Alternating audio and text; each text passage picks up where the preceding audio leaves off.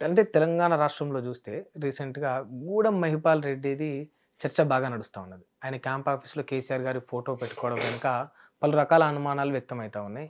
గూడెం మహిపాల్ రెడ్డి మళ్ళా తిరిగి బీఆర్ఎస్‌లోకి పోతాడా అనే ప్రశ్నలు రేకెత్తా ఉన్నాయి. దానికి మీరేమంటారు? యాక్చువల్‌గా ఇవి కొన్ని కొన్ని సార్లు అవుతా ఉంటాయి. హ్మ్. చిన్న కామెడీ ఇష్యూయే ఇది చెప్పాలి అంటే. కామెడీయా? బట్ చాలా సీరియస్‌గా అఫ్ తీసుకున్నారు. కోర్స్ సీరియస్‌గా తీసుకోవాల్సిన కామెడీ ఇష్యూ ఇది. హ్మ్. మనము ఎప్పుడు ఏ పార్టీలో ఏడుస్తామో తెలీదు. హ్మ్. నిన్న వరకు పింక్ పార్టీలో ఉన్నాడు. హ్మ్. ఇప్పుడు కాంగ్రెస్‌కి వచ్చాడు హ్మ్. ఏదో రకంగా. హ్మ్. సో పింక్ పార్టీలో ఉన్నన్ని రోజులు ఆ వస్తువులే ఉంటాయి. ఆ పార్టీలో ఆయన 10 ఏళ్ళు ఉన్నాడు కాబట్టి. హ్మ్. ఆ మూలకో ఈ మూలకో కేసీఆర్ ఫోటోనో హ్మ్. లేకపోతే ఇంకేవేవో ఉంటాయి. అన్ని దగ్గర అన్ని ఉంటాయి. హ్మ్. పార్టీ మారిన తర్వాత ఆ పాత ఆనవాళ్ళు ఉంటే వీళ్ళకి మండుద్ది. హ్మ్. నువ్వు వచ్చావు కరెక్టే మీ ఇంటికి. హ్మ్. నువ్వు చంద్రబాబు నాయుడుతో దిగిన ఫోటో ఉంది. ప్రజెంట్ నువ్వు వైఎస్ఆర్ పార్టీలో ఉంటావు. హ్మ్. అది చూస్తే నాకు మండుద్ది అనమాట. నేను వైఎస్ఆర్ పార్టీ అనుకో ఫర్ ఎగ్జాంపుల్. హ్మ్.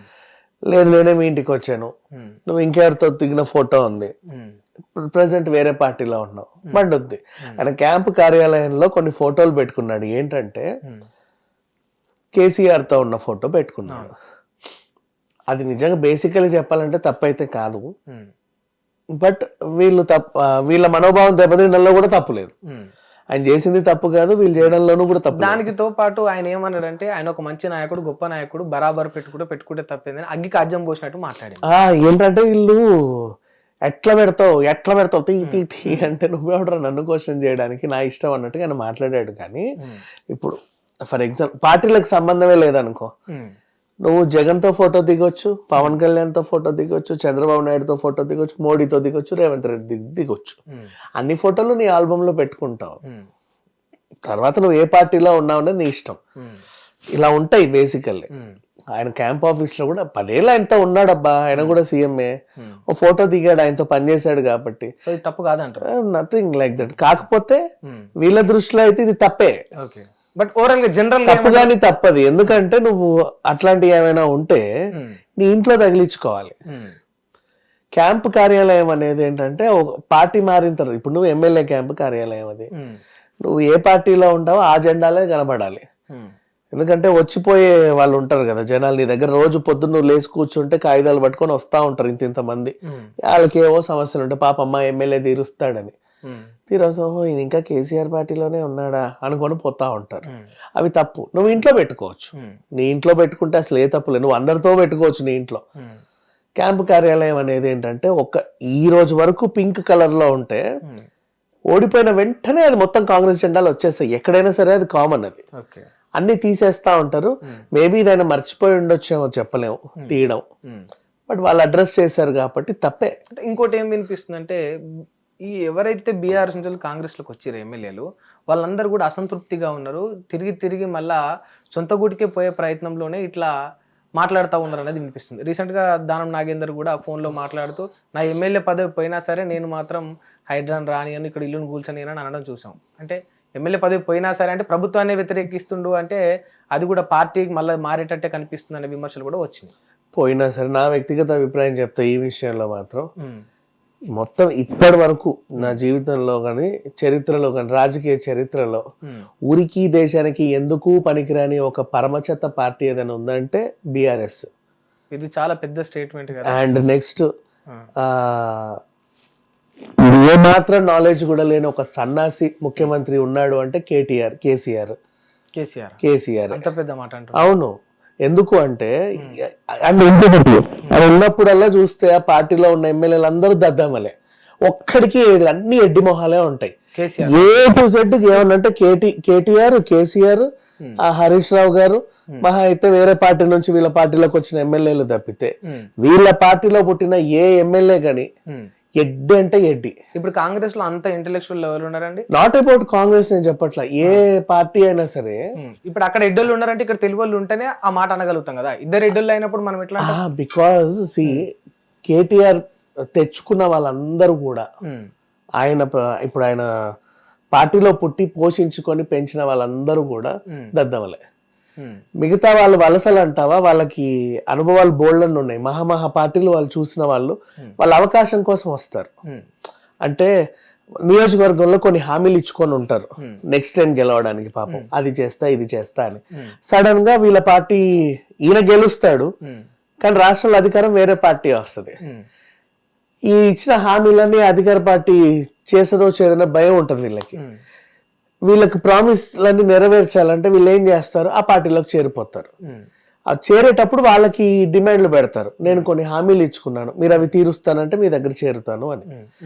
ఆ అడ్వాంటేజ్ ఎందుకంటే ఇక్కడ మళ్ళీ ఈయన గెలవడానికి అంతే, అట్లా పార్టీలు మారుతా ఉంటారు. కానీ ఒక ప్రాంతీయ పార్టీగా వచ్చి పరమనీచమైన పార్టీ అంటే బీఆర్ఎస్, బేసిక్ గా చెప్పాలంటే దోచుకోవడానికి మాత్రమే వచ్చినటువంటి పార్టీ అది, కేవలం దోచుకోవడానికి,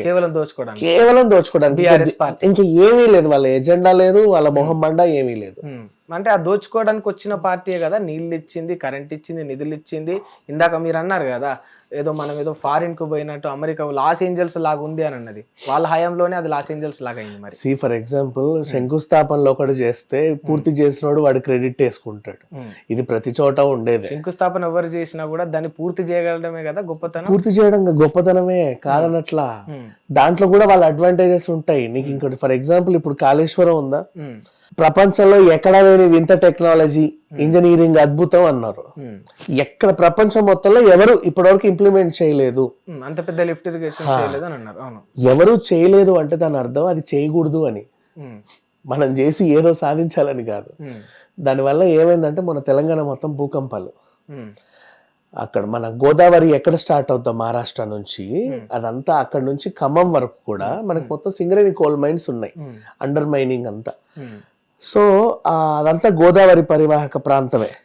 వీళ్ళు కాళేశ్వరంలో ఈ నీళ్లు అటు, ఆ నీళ్ళు ఇటు, వాళ్ళ బొంద మీదకి అటు ఇటు మళ్లించుకునేసరికి అదంతా డిస్టర్బ్ అయిపోయింది, లోపల ప్లేట్స్ అన్ని కూడా డిస్టర్బ్ అయిపోయి మొన్న వరుసగా భూకంపాలు వచ్చాయి.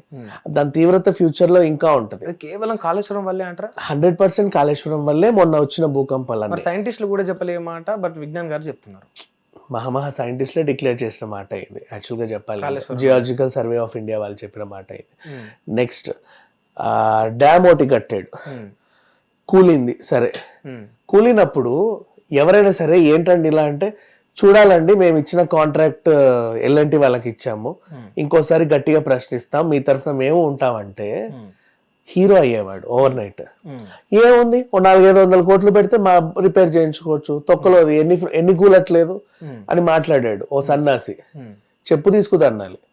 నెక్స్ట్ మళ్ళీ ఈ ఫార్ములా ఈ రేస్ ఇప్పటి వరకు ఇండియాలో జరగలేదు, మన హైదరాబాద్ లో జరిగింది. ఇప్పటి వరకు ఇండియాలో జరగలేదు, ఇప్పటి వరకు ఎవరు చేయలేదు అంటే అది చేయకూడదు అని. అంటే అట్లెట్లే చెప్పగలుగుతారు? ఇప్పటి వరకు ఎవరు చేయలేదంటే, ఇప్పుడు ఫింక్షన్ ఎవరు కూడా 4,000 ఇచ్చుండరు, ఇప్పుడు దేశం మొత్తంలో ఎక్కడ కూడా వాళ్ళు ఇస్తున్నారు అంటే ఇవ్వద్దు దాని అర్థం.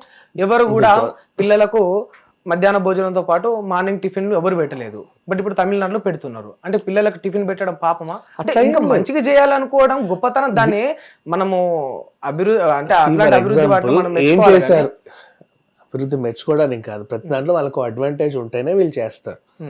మీకు అది అర్థం కావట్లా.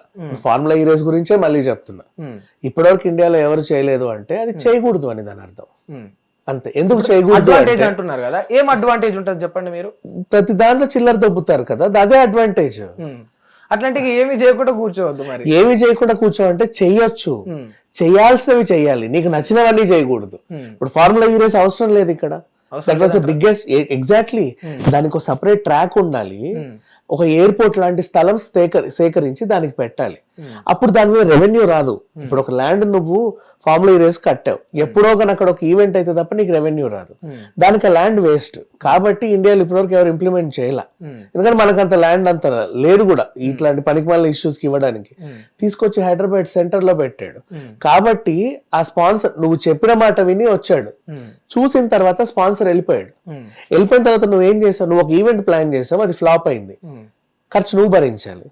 తెలివిగా ఏం చేశాడు, జిహెచ్ఎంసీని స్పాన్సర్షిప్ లో దించి 55 CR దాని అకౌంట్ లోకి మళ్ళించాడు. నీకు అర్థమైంది, నీ చేతికి మట్టంటకుండా. సో ఇప్పుడు జిహెచ్ఎంసీకి ఏం రోగం రా బాబు దీన్ని స్పాన్సర్ చేయాలి అంటే అంటే అది ఎలక్ట్రానిక్ వెహికల్స్ గురించి జనాలు అవగాహన తెప్పించడానికి అంట. సంబంధం లేని పొంతన లేని సమాధానాలు చెప్తారు వీళ్ళు. నువ్వు అడిగితే రెడీమేడ్ ఆన్సర్స్ ఉంటాయి అందరి దగ్గర. సో కేవలం ఇంకా వీళ్ళ గురించి ఎంత మాట్లాడుకోవడం కూడా దండగా. ఫస్ట్ ఆఫ్ ఆల్ అసలు ఎందుకు వచ్చిందో వీళ్ళ టాపిక్ నాకు తెలియదు, కానీ ఇకపోతే మైపాల్ రెడ్డి దగ్గరికే మళ్ళీ వస్తే, ఆయనకి ఏమైనా నచ్చిన పాత సీఎంలతో దిగిన ఫొటోస్ ఉంటే ఆయన వాళ్ళ బెడ్రూమ్ లోనో ఇంట్లోనో పెట్టుకోవచ్చు. క్యాంపు కార్యాలయంలో దానం నాగేందర్ గురించి మాట్లాడుతున్నాం. క్యాంపు కార్యాలయంలో ఎప్పుడైనా సరే ఒక పార్టీ మారిన తర్వాత పాత పార్టీకి అపోజిషన్ లో ఉన్న పార్టీకి సంబంధించిన ఆనవాళ్ళు ఉంటే వాళ్ళు హర్ట్ అవుతారు కార్యకర్తలు. వాళ్ళు హర్ట్ అవడంలోనూ తప్పులేదు, పాపిన పెట్టుకోవడంలో కూడా తప్పులేదు. ఎందుకంటే ఆయన 10 ఏళ్ళు పనిచేశాను కదా, ఈయనతో ఒక సీఎంఏ కదా అని పెట్టుకున్నారు.